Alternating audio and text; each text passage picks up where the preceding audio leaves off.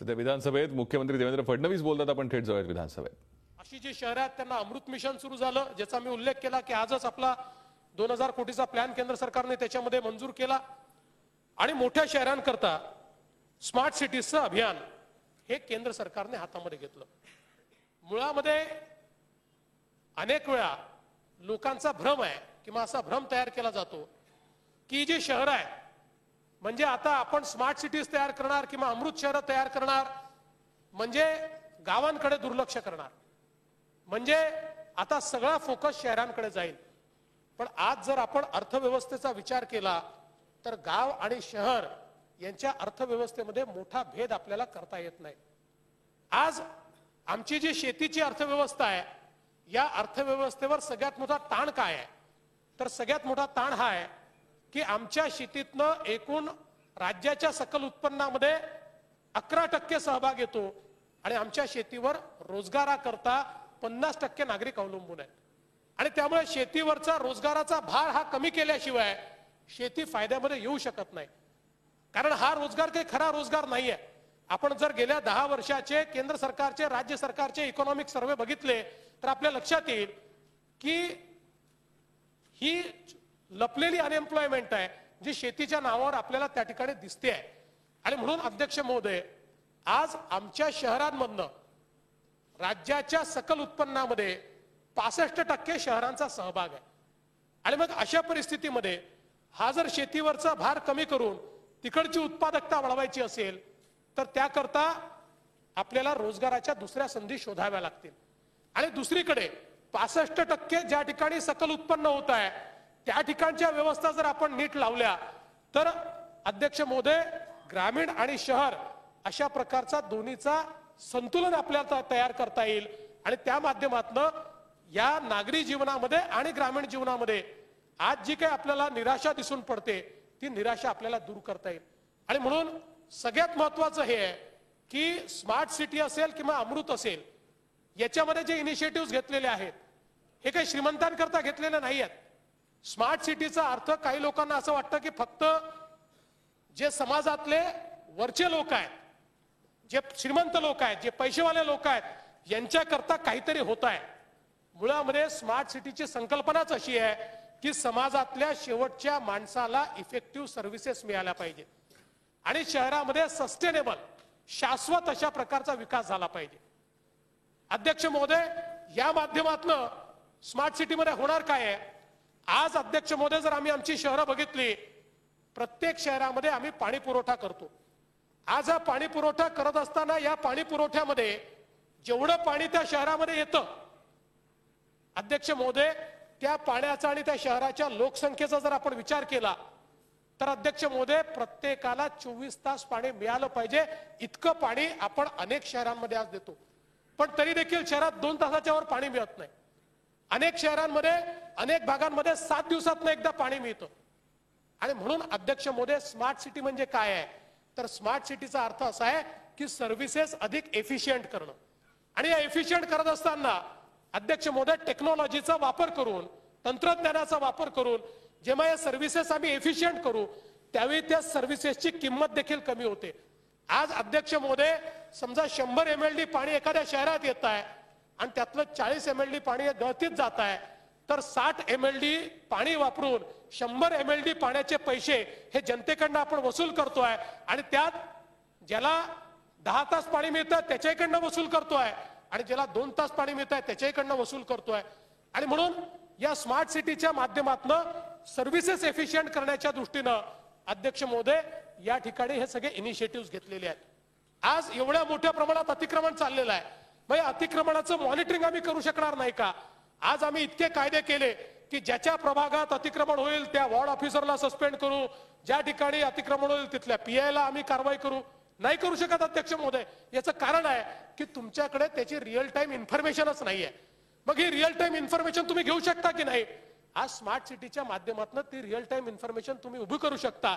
त्याचं satellite application तुम्ही करू शकता. स्मार्ट सिटीमध्ये मगाशी कोणीतरी असं म्हटलं की यशोमतीताई किंवा कोणीतरी असं म्हणाला की ती सेफ सिटी असली पाहिजे. 100% अध्यक्ष महोदय, स्मार्ट सिटीचा इंटेग्रल पार्ट काय आहे तर सेफ सिटी हा त्याचा इंटेग्रल पार्ट आहे.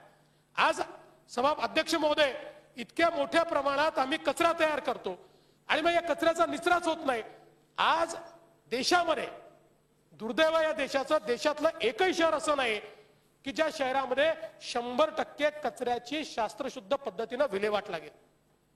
असं एकही शहर नाही की ज्या शहरामध्ये अध्यक्ष महोदय जे सांडपाणी आम्ही बाहेर नेतो त्या सांडपाण्यावर 100% प्रक्रिया होते. आज का बरं आमचे नदी नाले प्रदूषित झाले?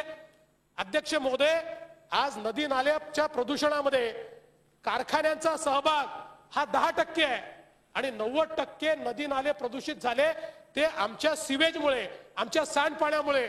आज उजनीच्या धरणापर्यंत जे पुण्याचं आणि पिंपरी चिंचवडचं सांडपाणी जातं आणि तेच पाणी आज सोलापूरला आपण प्यायला देतो. अध्यक्ष महोदय, याचं कारण या ठिकाणी नाल्यांमध्ये किंवा नद्यांमध्ये जे प्रदूषण आम्ही करतोय हे प्रदूषण आमचा जो मैला आहे हा मैला ट्रीट न करता आमच्या नाल्यांच्या माध्यमातून आमच्या नद्यांमध्ये सोडतोय. आज आपण शहराच्या बाहेर कुठेही जाऊन बघा अध्यक्ष महोदय, नदी नाले पूर्णपणे सडलेले अशा अवस्थेत आपल्याला दिसतील. आणि मग अध्यक्ष महोदय, स्मार्ट सिटीमध्ये काय आहे तर स्मार्ट सिटीमध्ये अध्यक्ष महोदय 100% पाण्याची ट्रीटमेंट झाली पाहिजे, सिवरेजची ट्रीटमेंट झाली पाहिजे. हे ट्रीटेड पाणीच अध्यक्ष महोदय सोडलं पाहिजे, किंबहुना ते सोडायच्या ऐवजी बल्क कन्झ्युमरला दिलं पाहिजे. त्याचा वॉटर रियूज केला पाहिजे, जेवढं शक्य असेल ते रिक्लेम केलं पाहिजे. कारण पाणी ही देखील इकॉनॉमिक कमोडिटी आहे. पाणी ही काही केवळ नैसर्गिक कमोडिटी राहिलेली नाही. अध्यक्ष महोदय, पाण्याचं स्वतःचं एक मूल्य आहे आणि ते मूल्य देखील आम्हाला समजलं पाहिजे. आणि म्हणून त्या दृष्टीनं अध्यक्ष महोदय, सांडपाणी असेल, कचरा असेल, स्मार्ट सिटीमध्ये आदरणीय पृथ्वीराज चव्हाण साहेब सगळ्यात महत्व कशाला दिलेलं आहे? ते महत्व दिलंय 100% कचऱ्याच्या शास्त्रशुद्ध प्रक्रियेला. 100% ठिकाणी अध्यक्ष महोदय सेफ सिटीला, हगणदारी मुक्त करण्याला अध्यक्ष महोदय. आणि त्यामुळे या सगळ्या सर्व्हिसेस, याला स्मार्ट का म्हटलंय? याला स्मार्ट म्हणण्याचं कारण असं आहे की या सगळ्या सर्व्हिसेस एफिशियंट करायच्या आहेत. सर्व्हिसेस जेव्हा एफिशियंट होतात, ज्यावेळी सर्व्हिसेस एफिशियंटली डिलिव्हर होतात त्यावेळी त्या सर्व्हिसेसची किंमत ही कमी होते, त्याचं ऑप्टिमम युटिलायझेशन होतं, त्याच्यावर खर्च होणारे रिसोर्सेस जे आहेत ते रिसोर्सेस आपल्याला कमी लागतात आणि त्याचा नागरिकांवर येणारा भार हा देखील कमी होतो. ट्रान्सपोर्ट, आज दिल्लीची अवस्था काय आहे अध्यक्ष महोदय? आज दिल्लीची अवस्था ट्रान्सपोर्टच्या संदर्भात इतकी वाईट आहे की आज देशातलं प्रदूषित शहर म्हणून आज त्या ठिकाणी आपल्या समोर अडचणी आहेत. म्हणजे तिथलं सरकार कधी ऑड नंबर कधी इव्हन नंबरच्या गाड्या सोडायच्या या प्रकारचा विचार करताय. आणि म्हणून आमचं परिवहन हे स्मार्ट असलं पाहिजे. आणि मग स्मार्ट परिवहन म्हणजे काय अध्यक्ष महोदय? तर या ठिकाणी सगळ्या परिवहनाचं इंटिग्रेशन कसं करता येईल, आम्हाला आमचे रूट्स कसे तयार करता येतील, IT ऍप्लिकेशन देऊन. आज जर मला एखाद्या बस स्टॉपवर उभं राहून त्या ठिकाणी दिसत राहिलं की पुढची गाडी 1 मिनिटांनी येणार आहे, किंवा त्या ठिकाणी मला जर मॅप मिळाला की मला या भागातनं या भागात जायचं आहे, मी इतक्या मिनिटात पोहोचू शकेन, ही गाडी इतके वाजता येईल, ही गाडी इतके वाजता येईल, हे जर रिअल टाइमवर दिसत राहिलं तर अध्यक्ष महोदय मी पब्लिक ट्रान्सपोर्टचा वापर करेन. आणि ते जर नसेल तर मी करत नाही. आणि म्हणून हा स्मार्ट सिटीचा भाग आहे की केवळ बसेस द्यायच्या असं नाही, तर त्या माध्यमातनं हे जे काही ऍप्लिकेशन्स आहेत या ऍप्लिकेशन्सचा उपयोग करून अध्यक्ष महोदय त्याच्या संदर्भातली कारवाई करायची आहे. आता याच्यामध्ये काही पॅन सिटी इनिशिएटिव्ह आहेत, काही रेट्रोफिटिंगचे इनिशिएटिव्ह आहेत. रेट्रोफिटिंगचे इनिशिएटिव्ह का बरं आहेत अध्यक्ष महोदय? केवळ ग्रीनफील्ड जागा शहरं आम्ही तयार करत राहिलो तर मग अस्तित्वात असलेल्या शहराचं काय होणार आहे? आणि म्हणून अस्तित्वात असलेल्या शहरामध्ये त्या ठिकाणी रेट्रोफिटिंगच्या माध्यमातून सर्व्हिसेस पोहोचवायच्या, त्या ठिकाणी जे क्वालिटी ऑफ लाईफ आहे ते वाढवायचं आणि त्या संदर्भातली गुंतवणूक करून अध्यक्ष महोदय जे कंजेस्टेड एरियाज असतील त्याच्यामध्ये किंवा ज्या झोपडपट्ट्या असतील त्या ठिकाणी रेट्रोफिटिंगच्या माध्यमातून त्यांचा विकास करून शाश्वत त्यांना घरं आपण कसे देऊ शकू या संदर्भातले सगळे इनिशिएटिव्ह आहेत. आणि म्हणून अध्यक्ष महोदय पहिल्यांदा मी अतिशय स्पष्टपणे सांगू इच्छितो की स्मार्ट सिटी असो किंवा अमृत असो, हे एफिशियंट सर्व्हिसेस सामान्य माणसाला देण्याकरता, सामान्य माणसाच्या जीवनात परिवर्तन आणण्याकरता आणि 65% आपला GDP ज्या भागामध्ये तयार होतो त्या भागामध्ये जर व्यवस्था उभ्या केल्या तर अध्यक्ष महोदय त्यातनं राज्याकडे आणि केंद्राकडे याच जीडीपीच्या माध्यमातून टॅक्सच्या रूपाने पैसा येतो आणि हाच पैसा आपण ग्रामीण भागामध्ये शेतीमध्ये वेगवेगळ्या बागेंवर इन्व्हेस्ट करू शकतो अध्यक्ष महोदय. आणि अध्यक्ष महोदय, जगामध्ये ज्या स्मार्ट सिटीज तयार झाल्या, आज तुम्ही बघा जगातल्या स्मार्ट सिटीजनी श्रीमंतांना नाही सामान्य माणसाला त्या ठिकाणी न्याय दिलेला आहे, सामान्य माणसाला त्या ठिकाणी सर्व्हिसेस दिलेल्या आहेत अध्यक्ष महोदय. आणि म्हणून मला या ठिकाणी स्पष्टपणे नमूद करायचं आहे की या स्मार्ट सिटीजच्या संदर्भात आपला जो त्याच्यातला इनिशिएटिव्ह आहे, आज अध्यक्ष महोदय मुंबईमध्ये पार्किंग सारखी समस्या आहे, आज आपण पार्किंगच्या व्यवस्था उभ्या केल्या आहेत. मग स्मार्ट सिटीमध्ये अध्यक्ष महोदय या पार्किंगच्या संदर्भात देखील IT ऍप्लिकेशन्सच्या माध्यमातून तुमच्या मोबाईलवर तुम्हाला समजतं की कुठल्या पार्किंगमध्ये किती जागा उपलब्ध आहे आणि त्या ठिकाणी तुम्ही तुमची गाडी घेऊन जाऊ शकता.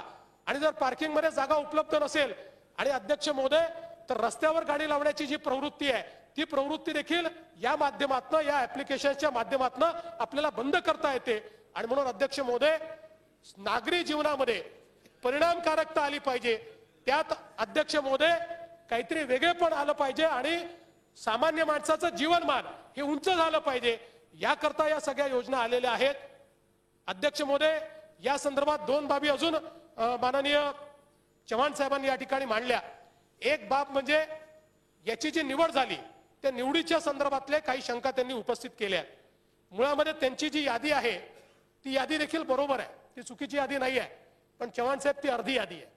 मुळामध्ये केंद्र सरकारनं 60% त्यांचे निकष दिले होते आणि 40% हे राज्याचे निकष दिले होते. आणि त्या 60% आणि 40%च्या आधारावर ही शहरं या ठिकाणी अध्यक्ष महोदय स्वीकारायची होती. याच्यामध्ये राज्य सरकारने अतिशय नंतर सांगा, तुम्ही माझं झाल्यावर सांगा. राज्य सरकारने अतिशय पारदर्शीपणे याच्यामध्ये मंत्री समिती नव्हती, मी राज्याचा नगर विकास मंत्री आहे, पण त्याच्या सिलेक्शनचा जो क्रायटेरिया झाला त्यात माझाही सहभाग नव्हता.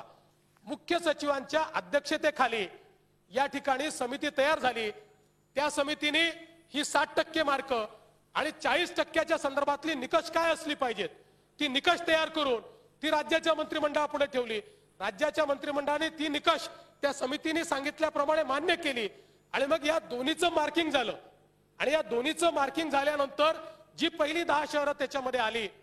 आता अध्यक्ष महोदय, समजा उदाहरणादाखल हे का केंद्र सरकारने केलं तर आपण सांगितली गोष्ट खरी आहे की मुंबई केवळ काही निकषांच्या आधारावर, जे त्यांनी स्टॅटिक निकष दिले, डायनामिक दिलेले नाहीये, स्टॅटिक निकषांच्या आधारावर मुंबईचा क्रमांक फार खाली चाललाय. पण आज आपण जर स्टॅटिक इन्फॉर्मेशनच्या आधारावर जर ही वर्गवारी केली तर आज आपल्याला हे कबूलच करावं लागेल की राज्यातल्या इतर महानगरपालिकांपेक्षा मुंबईमध्ये सर्व्हिसेसही जास्त आहेत, त्या ठिकाणी कॉर्पोरेशनची अवस्थाही चांगली आहे, त्या ठिकाणची जी एफिशियन्सी आहे, अनेक आज ज्या महानगरपालिका आपल्या यादीत दिसत आहेत त्याच्यापेक्षा अधिक एफिशियंट सर्व्हिसेस त्या ठिकाणी आहेत. असं असताना जर डायनामिक आपण त्याच्यातल्या गोष्टी ठेवल्या नाही तर ती 13व्या क्रमांकावर जाते. म्हणजे ज्या महानगरपालिका किंवा ज्या महानगराच्या क्षेत्रात सर्वाधिक सुविधा आहेत ते महानगर जर 18व्या किंवा 14व्या नंबरवर जात असेल तर केवळ स्टॅटिक आधारावर ही निवड करता येत नाही. आणि म्हणून त्याचे जे डायनामिक निकष आहेत ते डायनामिक निकष राज्य सरकारला त्यांनी दिले. त्याच्या आधारावर जेव्हा मूल्यमापन झालं आणि प्रत्येक महानगरपालिकेने या संदर्भात चीफ सेक्रेटरीच्या समितीसमोर अध्यक्ष महोदय आपलं प्रेझेंटेशन केलं आणि त्या मार्किंगच्या आधारावर मग जे पहिले 10 या ठिकाणी तयार झाले त्यांना राज्य सरकारच्या कॅबिनेटने मान्यता दिली, ते केंद्र सरकारला पाठवले. केंद्र सरकारने पुन्हा त्या निकषांच्या आधारावर त्याची छाननी केली आणि त्या छाननीनंतरच केंद्र सरकारने अध्यक्ष महोदय या ठिकाणी या 10 शहरांना मान्यता दिली. अध्यक्ष महोदय, आपली जी भावना आहे अधिकची शहरं आली पाहिजे, जरूर राज्य सरकार त्याचा प्रयत्न करेल. आम्हालाही असं वाटतं जेवढी जास्तीत जास्त शहरं, अजितदादांचा पिंपरी चिंचवडकरचा सातत्याने आग्रह आहे, अनेकांचे वेगवेगळे आग्रह आहेत आणि अध्यक्ष महोदय जरूर त्या संदर्भात राज्य सरकार निश्चितपणे विचार करेल. पण हे करत असताना अध्यक्ष महोदय एक मुद्दा अजून आपण या ठिकाणी मांडला आणि तो अध्यक्ष महोदय एसपीव्हीच्या संदर्भातला मुद्दा मांडला.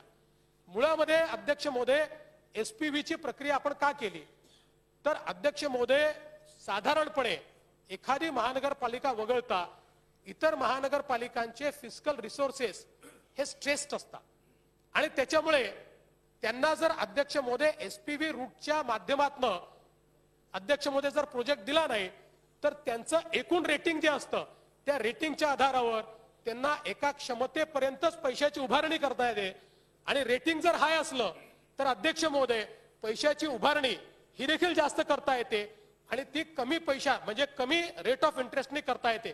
म्हणजे आपल्याला याची कल्पना आहे की जेव्हा एखादं रेटिंग AAA असतं त्यावेळेस रेट ऑफ इंटरेस्ट कमी असतो, जेव्हा एखादं रेटिंग B- असतं तेव्हा रेट ऑफ इंटरेस्ट जास्त असतो. या एसपीव्हीच्या माध्यमातून लँड मॉनिटायझेशन करता येतं. या एसपीव्हीच्या माध्यमातून आपण त्याला इक्विटी दिल्यानंतर त्या इक्विटीच्या माध्यमातून ही एसपीव्ही जी आहे ही स्वतः एक फिस्कल बॉडी बनते आणि त्याच्यामुळे त्याचं जे रेटिंग आहे ते रेटिंग हाय होतं. त्याच्यावर जे महानगरपालिकेचे इतर फायनान्सेस आहेत त्याचं प्रेशर पडत नाही आणि त्यामुळे ही एसपीव्ही स्वतःच्या भरोशावर त्याचं रेटिंग हाय झाल्यामुळे अगदी कमी पैशामध्ये किंवा कमी किमतीचं जे लोन आहे किंवा जे पैसे रिसोर्सेस उभे करायचे आहेत ते रिसोर्सेस उभे करू शकते. आणि याला जी इक्विटी हवी आहे ही इक्विटी केंद्र आणि राज्य सरकार मिळून त्या ठिकाणी देत आहे. त्यामुळे त्या इक्विटीच्या माध्यमातून त्याची परिस्थिती अशी होते की अध्यक्ष महोदय सेल्फ सस्टेनेबल मॉडेलच्या माध्यमातून अधिक वेगानं आपल्याला त्या ठिकाणी इन्व्हेस्टमेंट करता येते. आणि म्हणून अध्यक्ष महोदय याच्यामध्ये एसपीव्हीचा रूट आपण घेतलाय. आज मला सांगा की ज्याचा उल्लेख आशिष शेलारांनी देखील केला, वेगवेगळ्या एसपीव्ही, आता MMRCL आपण तयार केलेला मेट्रोच्या संदर्भात ही एसपीव्ही आहे की ज्याच्या माध्यमातून त्या ठिकाणी काम चाललेलं आहे.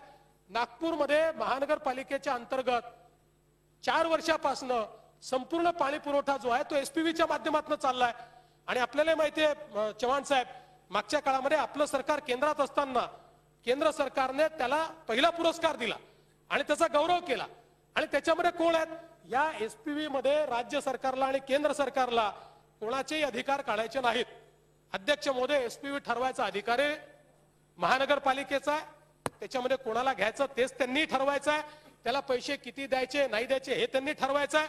आणि अध्यक्ष महोदय माझी तर याच्या पलीकडे जाऊन या ठिकाणी, कारण शेवटी आपल्याला सगळ्यांना मिळून विकास करायचा आहे आणि म्हणून सगळ्या पक्षाचे नेते या ठिकाणी काँग्रेसचे असतील, राष्ट्रवादीचे असतील, शिवसेनेचे नेते असतील, भाजपचे नेते असतील, अगदी नवनिर्माण सेनेचे एकच आमदार या ठिकाणी आहेत पण नवनिर्माण सेनेचे नेते असतील, या सगळ्यांना अध्यक्ष महोदय या ठिकाणी एकत्रितपणे बोलवून यात जर काही त्रुट्या असतील तर त्या दूर करायची आमची तयारी आहे. त्याच्यामध्ये कुठलीही आडमुठी भूमिका घेण्याचं कारण नाहीये, कारण हा काही आम्हाला विकास करायचा आणि इतरांना करायचा नाही अशी आमची भूमिका नाही. राज्य सरकार त्याच्यामध्ये आवश्यक जर काही बदल असतील तर ते बदल निश्चितपणे आम्ही करू. आज मला आनंद वाटतो की पुण्याने अध्यक्ष महोदय मागच्या काळात हा ठराव नाकारला होता पण त्यानंतर आम्ही सगळ्यांची चर्चा केली आणि आज पुण्यामध्ये सगळ्या पक्षांनी त्याला, म्हणजे राष्ट्रवादी तर तिथे सत्ताधारीच आहेत, राष्ट्रवादीने, भाजपने, शिवसेनेने आणि मनसेने देखील त्या ठिकाणी त्याला समर्थन दिलं आणि आज हा प्रस्ताव त्या ठिकाणी पास झालेला आहे. अध्यक्ष महोदय एक गोष्ट आपण सगळ्यांनी याच्यामध्ये लक्षात घेण्याची आवश्यकता आहे की या ठिकाणी खरं म्हणजे अध्यक्ष महोदय हा जो सगळा इनिशिएटिव्ह आहे हा लोकसहभागाचा इनिशिएटिव्ह आहे आणि गेले 6-8 महिने लोकसहभाग याच्यात चालू आहे. एकेका शहरामध्ये 5-5, 7-7 लाख लोकांनी पार्टिसिपेट केलं, मतदान केलं. अध्यक्ष महोदय आपलं म्हणणं मांडलं. याची प्रायोरिटी ही केंद्र सरकारने ठरवली नाही, ती राज्य सरकारने ठरवली नाही. एकेका महानगरपालिकेच्या त्या महानगर क्षेत्रामध्ये लोकांनी त्या महानगरपालिकेने इनिशिएटिव्ह घेतला आणि त्यांनी प्रायोरिटी त्या ठिकाणी फायनल केली. मग एखाद्या महानगरपालिकेने प्रायोरिटी फायनल केली की स्वच्छता आमची पहिली प्रायोरिटी आहे, कोणी केली की अजून सांडपाण्याची व्यवस्था आमची पहिली प्रायोरिटी आहे, कोणी म्हटलं सुरक्षा आमची पहिली प्रायोरिटी आहे, कोणी सांगितलं की रेट्रोफिटिंगच्या ऐवजी ग्रीनफील्ड सिटी आमची पहिली प्रायोरिटी आहे. आणि त्यामुळे 4-4, 5-5, 7-7 लाख लोकांनी या ठिकाणी पार्टिसिपेट करून हा प्लॅन तयार केलेला आहे. आणि म्हणून मला असं वाटतं की याच्यामध्ये जरूर काही त्रुटी असतील तर त्या त्रुटी आपण दूर करू. सगळ्यांना सोबत घेऊन ही शहरं जी विकसित करायची आहेत ती लोकसहभागातनं आणि सर्व लोकांच्या सहभागातनं करायची आहे. आज मी एवढंच सांगतो की राज्य सरकारचं कोणाचेही अधिकार कमी करण्याचा याच्यामध्ये इरादा नाही. जे महानगरपालिकेचे अधिकार आहे, मी स्वतः महापौर राहिलेलो आहे आणि त्यामुळे महापालिकेच्या अधिकारांबद्दल मी नेहमीच आग्रही राहिलेलो आहे आणि म्हणून महापालिकेचे अधिकार अबाधित ठेवण्यात येतील. ते अधिकार कुठेही आम्ही कमी करण्याचं कारण नाहीये. अध्यक्ष महोदय, यासोबत काही विषय या ठिकाणी मांडण्यात आले. विशेषतः आशिष शेलारांनी महानगरपालिकेची ओसी प्राप्त न झाल्यामुळे सांताक्रूज इथे पोलीस वसाहत तयार असून घरं मिळाली नाही असा एक मुद्दा मांडला. त्या संदर्भात तत्काळ ओसी देण्याचे आदेश हे महापालिकेला आपण दिलेले आहेत. उस्मानाबाद शहराच्या संदर्भात सीओचा विषय राणा जगजित सिंगांनी मांडला. अधिवेशन संपेपर्यंत त्या ठिकाणी निश्चितपणे अध्यक्ष महोदय सीओ जे आहेत ते देण्यात येतील. यासोबत अध्यक्ष महोदय या ठिकाणी सिन्नर नगरपालिकेच्या संदर्भात एक विषय राजाभाऊ आपण मांडला. आज आपला वाढदिवस आहे. सिन्नर जरी अमृतमध्ये येत नसलं तरी देखील आपण जो विषय मांडलाय जरूर नगरोत्थानच्या माध्यमातून तो विषय कशा प्रकारे आपल्याला त्या ठिकाणी मार्गी लावता येईल याकडे राज्य सरकार लक्ष देईल. राजेश टोपे साहेबांनी अतिशय महत्वाचा विषय या ठिकाणी मांडला की नगरपंचायती झाल्या पण नाहीत. त्या संदर्भात पदनिर्मिती अंतिम टप्प्यामध्ये आहे. ती पदनिर्मिती ते कसे मार्क्स दिले ते तुम्ही तिकडं टोलवताय, परंतु मुख्यमंत्री महोदय ते म्हणाले की हा पूर्ण अधिकार राज्याचा आहे आणि आपली 13 शहरं बसली तर आणखीन त्याच्यामध्ये नांदेड असेल, त्याच्यामध्ये उल्हासनगर असेल, त्याच्यामध्ये पिंपरी चिंचवड असेल, ही शहरं आली तर आणखीन थोडासा आपल्या राज्याचा फायदा होईल. मी अध्यक्ष महोदय मी जी माहिती सभागृहात मांडली आणि ज्या आधारावर मी बोललो ती सर्व माहिती केंद्र सरकारच्या नगर विकास मंत्रालयाच्या वेबसाईटवर ज्या गाईडलाईन्स प्रकाशित केलेल्या आहेत त्याप्रमाणे आहे. त्या गाईडलाईन्स मध्ये शहरं सिलेक्ट करताना केंद्राने 40 मार्क द्यावे किंवा राज्यांनी 40 मार्क द्यावे, त्यांच्या काही गाईडलाईन्स आहेत, आता कुठेही उल्लेख नाही.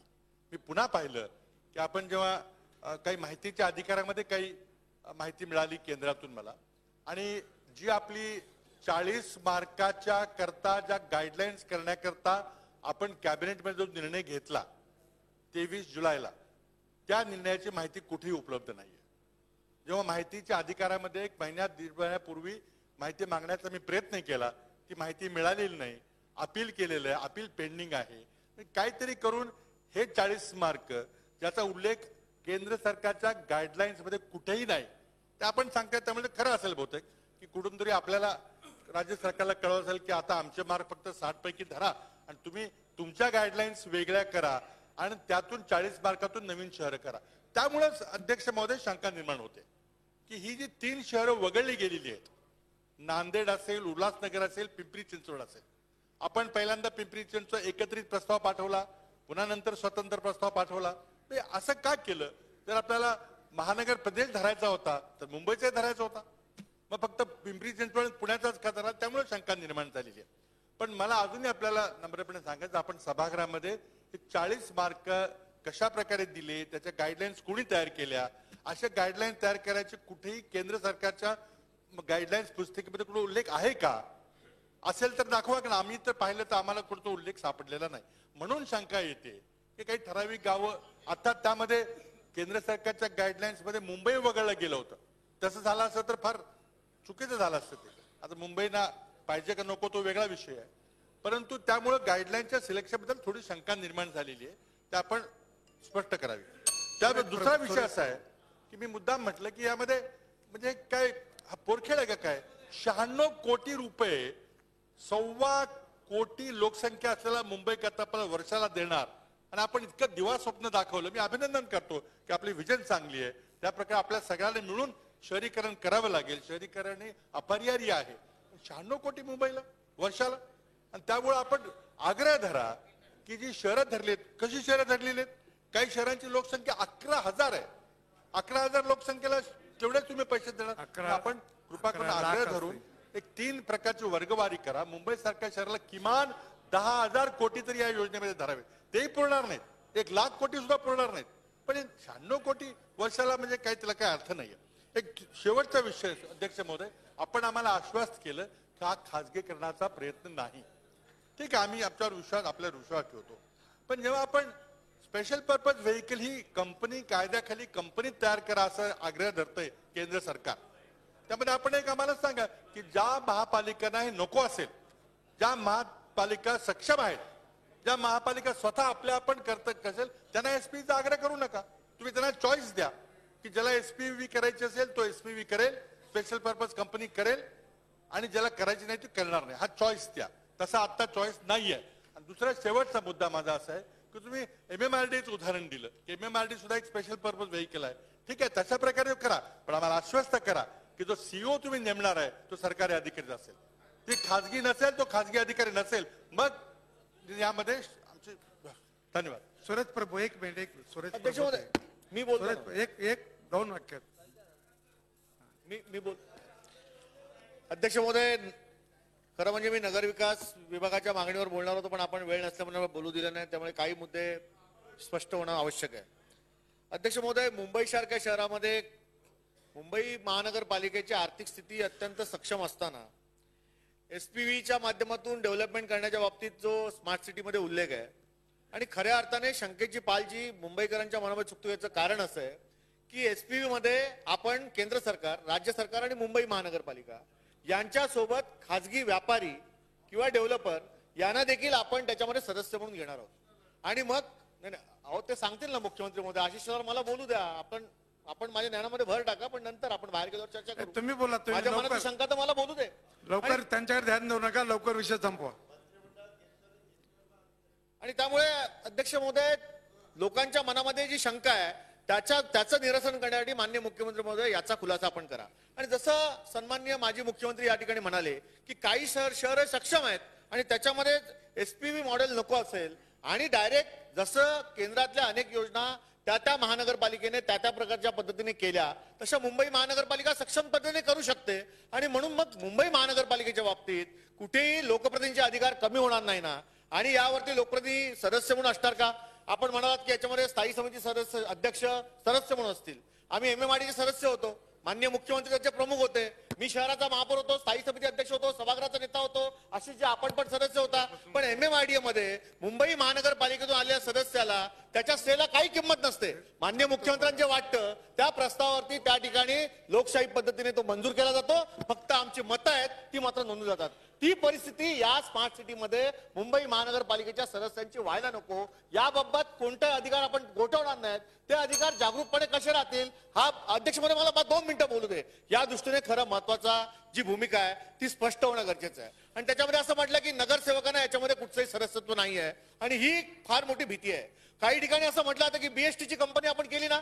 अध्यक्ष महोदय, BSTची जी कंपनी आहे ती मुंबई महानगरपालिकेची संलग्न आहे, ती लोकनियुक्त बॉडी आहे. त्या BSTचा अध्यक्ष लोकनियुक्त निवडून आलेला आपला नगरसेवक आहे, आणि त्यामुळे पूर्णपणे अंकुश जो आहे तो लोकशाही पद्धतीने त्याच्यावरती आहे. पण या ठिकाणी स्मार्ट सिटीमध्ये एसपीबी नुसार ज्या पद्धतीचा उहापोह वृत्तपत्रामध्ये आणि बाकी सगळ्या प्रस्तावात दिसतोय, त्याच्यामध्ये कुठेतरी खाजगीकरणाबाबत जास्त आपण त्या ठिकाणी भर देतो काय, अशा माझी शंका आहे. माननीय मुख्यमंत्री, शेवटचा विषय असा आहे की परळ लालबाग या भागामध्ये जिथे आपण स्मार्ट सिटी करू बघतोय, अध्यक्ष महोदय मला पूर्ण करू द्या, त्या ठिकाणी असं म्हटलेलं आहे की मंत्री महोदय नाही, पुन्हा चर्चा होईल. असं कसं अध्यक्ष महोदय, सूचना एखादी मांडणं ठीक आहे, पण आता हे म्हणतात अशी परत चर्चा कशी चालू होईल? नाही, चर्चा नाही, सूचना आहे. कशी चालू होईल? त्याला उत्तर द्या. त्याला आता एवढ्या चांगल्या शंका मांडल्या, त्याचं उत्तर देऊ द्या ना. त्यांनी मांडल्या, जरा उत्तर देतो ना मंत्री महोदय.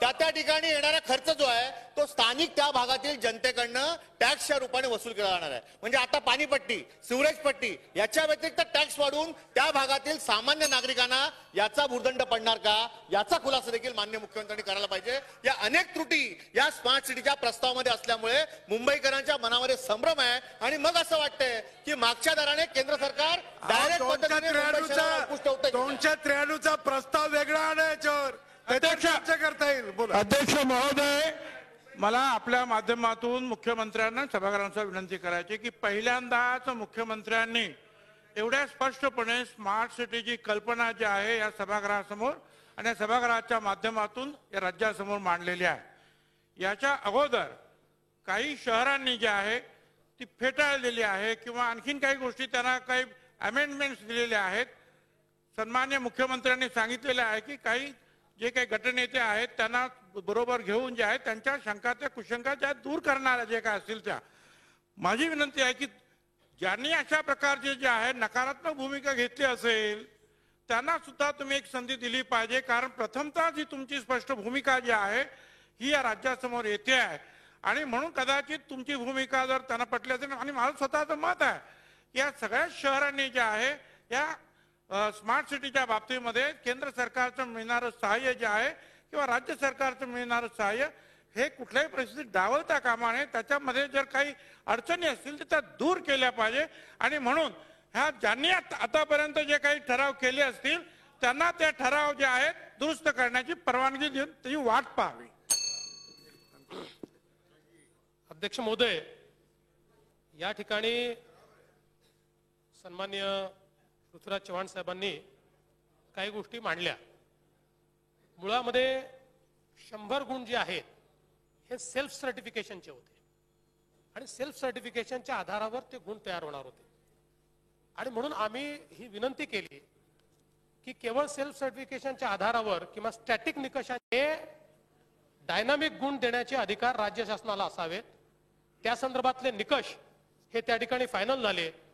चव्हाण साहेब, आपल्याला कोणी माहिती दिली नाही त्याच्यावर कारवाईच केली पाहिजे, कारण ही पब्लिक ही पूर्ण माहिती मी आता आपल्याकडे पाठवतो म्हणून मी त्याच्यावर कारवाईच करेन ज्यांनी आपल्याला माहिती दिली नाही, कारण हे संपूर्ण निर्णय घेतल्यानंतर मी आपल्याला वाचून दाखवतो आहेत ना साहेब। आपले जेवढे कॅबिनेटचे निर्णय असतात ना आपल्या काळापासूनच आपण वेबसाईटवर टाकता, हाही आहे सगळे निर्णय आपण वेबसाईटवर टाकलेले आहेत आणि त्यामुळे या संदर्भातला कॅबिनेटने घेतलेला निर्णय आणि त्या संदर्भात ती जी मार्किंगची सिस्टीम झाली ती मार्किंगची सिस्टीम ही सगळी आपल्याकडे मी पाठवतो, त्यामुळे अतिशय पारदर्शीपणे हे झालंय। आता एसपीबीचा एक मुद्दा आपण मांडला, आता याला एसपीबी म्हणा किंवा अजून काही म्हणा, पण मी आपल्याला एक सांगतो, सेम अशीच्या अशी तरतूद सेम, त्याला एसपीबी म्हटलंय की नाही मला माहित नाही, ही JNNRUM मध्ये होती, सेम काही बदल नाही। JNNRUM मध्ये हीच तरतूद आहे आणि त्याच्यामध्ये माननीय मुख्यमंत्री महोदय खासगी क्षेत्रासोबत जिथे PPP मॉडेलनी एखादी योजना आपण घ्यायची त्यावेळी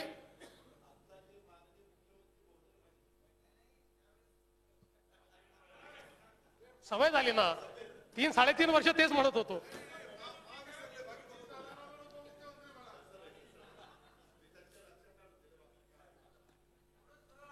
आणि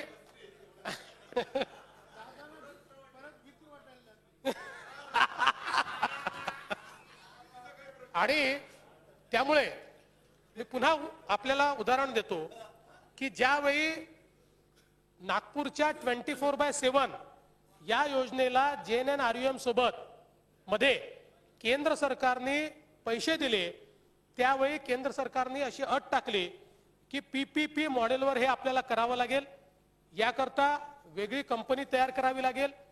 त्या कंपनीमध्ये PPP मॉडेलमध्ये तुम्ही जो कन्सेशनर घ्याल त्याला तुम्हाला घ्यावं लागेल आणि तशाच प्रकारची कंपनी सुरू झाली ज्याच्यामध्ये नागपूर महानगरपालिका आणि व्हिओलिया जी फ्रेंच कंपनी आहे, या कंपनीच्या अंतर्गत जी काम करणारी कंपनी आहे, म्हणजे त्यांनी जी एक स्पेशल कंपनी तयार केली ती कंपनी, या दोघांची एक कंपनी महानगरपालिकेच्या अंतर्गत तयार झाली आणि जी गेले 3-4 वर्ष काम करते आहे आणि त्याच कंपनीला आपल्या केंद्र सरकारने प्रथम पुरस्कार दिला त्याच कंपनीला आणि त्याच्यामुळे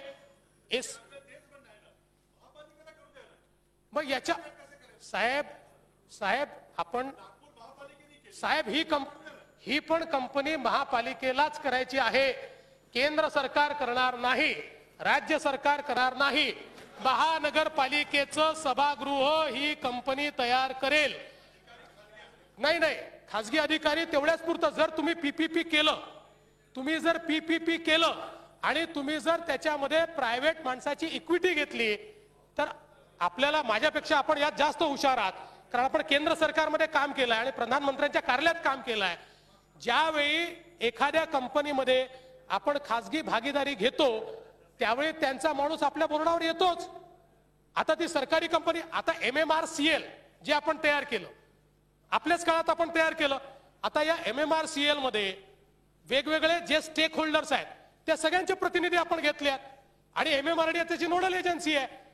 त्याचं सगळं संचालन MMRDA करते, पण त्याच्यामध्ये सगळ्या स्टेक होल्डर्सला आपण त्या ठिकाणी घेतलेलं आहे.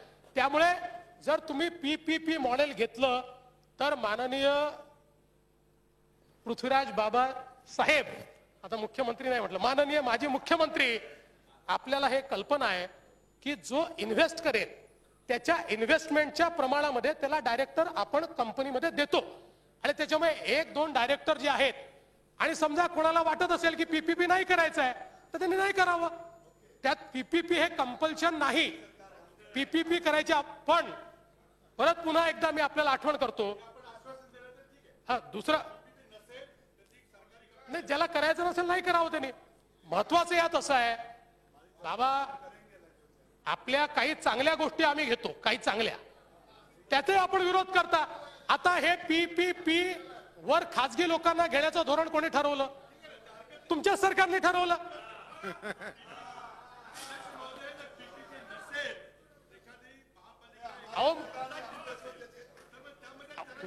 नाही, काही गरज नाही. पण माझं म्हणणं हे आहे, माझं म्हणणं एवढंच आहे की सत्तारूढ पक्षात असताना आपल्याला जे मॉडेल पटत होतं ते विरोधी पक्षात असताना का पटत नाही, एवढाच माझा विषय आहे. म्हणजे ते महापालिकांना काय करायचं महापालिका करतील, पण जे आपल्याला सत्तारूढ पक्षात पटत होतं, जे धोरण आपण लागू केलं, ज्या धोरणानुसार कारवाई झाली, आता विरोधी पक्षात गेल्याबरोबर ते धोरण आपल्याला का पटत नाही, असं माझं मत आहे. दुसरं, सन्माननीय सुनील प्रभू साहेबांनी जे सांगितलं, हे सगळे महानगरपालिकेचेच अधिकार आहेत. महानगरपालिकेचे कुठलेही अधिकार बाहेरची कंपनी नाही, सगळे महानगरपालिकेचे अधिकार आहे. आता अडचण अशी झाली की आता मुंबई महानगरपालिकेचा विचार केला तर आपल्याला कल्पना आहे, आधी पब्लिक कन्सल्टेशन झालं, याच्यामध्ये पहिल्यांदा पब्लिक कन्सल्टेशन झालं, मग सिटीजन एंगेजमेंट झाली, सगळी महापालिकेने केली. त्याच्यानंतरचे प्रस्ताव हे स्टँडिंग कमिटीत आले, ते स्टँडिंग कमिटीने मान्य केले हे सगळे प्रस्ताव. म्हणजे असं नाहीये की एक दिवस आणून GB समोर येत आहेत, स्थायी समितीने देखील ते मान्य केले आणि त्याच्यानंतर आता ते GB समोर येत आहेत. आणि त्याच्या आधी या प्रस्तावांना GBने तत्वता मान्यता दिलेली आहे यापूर्वी देखील. आणि म्हणून मला असं वाटतं की किमान सुनील प्रभू साहेब, आपण जबाबदार आहात, महानगरपालिकेचे महापौर राहिलेले आहात, महापालिकेचं वर्किंग आपल्याला माहिती आहे, आपला चांगला अभ्यास त्याच्या संदर्भात आहे, त्याचा कायदा आपण वाचलेला आहे. आपल्या सोबतीला आमचे आशिष शेलार सारखे ऍडव्होकेट आहेत ज्यांना कायदा समजतो. आपण दोन्ही कायदे तज्ञांनी याच्यामध्ये थोडं लक्ष जर घातलं तर हे जे काही उगीच कारण नसताना शंका कुशंका उपस्थित करून जो एक चांगला प्लॅन आहे की ज्या माध्यमातून आपण चांगल्या प्रकारचं डेव्हलपमेंट करू शकतो. अजितदादा किती हुशार आहेत बघा, इतर वेळी ते सगळ्या गोष्टींना विरोध करतात, पण त्यांच्याही लक्षात आलं की यातनं शहराचं ट्रान्सफॉर्मेशन होऊ शकते. पहिल्या दिवशीपासून त्यांनी पिंपरी चिंचवडचा, आणि आता तर ते असं म्हणतायत की एखाद्या शहराने नाकारलं तर आमचं घेऊन टाका. तर मला असं वाटतं की नाही, नांदेडला देखील आपण अमृतमध्ये घेतलेलं आहे आणि 43 जी अमृत शहर आहेत. आणि याच्या पलीकडे जाऊन आपण काय करणार आहोत ते सांगतो मी की MMRDA आणि सिडको शेवटी आपण शहर निर्मिती करता केलेली आहे, या दोघांची कॅपॅसिटी आहे. आज आपल्याला जर शहरीकरण हे थांबायचं असेल, मुंबईवरचा बोजा कमी करायचा असेल तर आपल्याला इतर शहरांची डेव्हलपमेंट देखील केली पाहिजे. या संदर्भात आपण अधिक माहिती घेऊया आमचे प्रतिनिधी दीपक भातुसे यांच्याकडून. दीपक, स्मार्ट सिटीवरून वेगवेगळे पक्ष, तितक्या वेगवेगळ्या भूमिका येत आहेत, काहीसा संभ्रम तयार झालेला आहे. मुख्यमंत्र्यांनी जरी आता विधानसभेमध्ये त्यांची भूमिका स्मार्ट सिटीवरून स्पष्ट केलेली असली तरी सुद्धा विरोध, आणि त्यातही शिवसेनेचाही विरोध या स्मार्ट सिटी योजनेला आहे. काय नेमकं वातावरण आहे?